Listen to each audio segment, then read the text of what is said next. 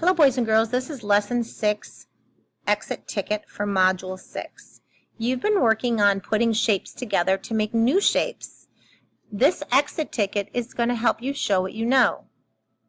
For this rectangle shape, what I'd like you to do is draw two shapes that can be used to build this rectangle. So you need to think about what two shapes you can use and draw them over here. What two shapes can you use to create one rectangle? Pause this video and draw your pictures now. Welcome back. For this one that looks kind of like a little house, I want you to imagine what two shapes you could use to create this little tiny house. Please draw those two shapes right here. What two shapes do you think you're going to be drawing? Have fun!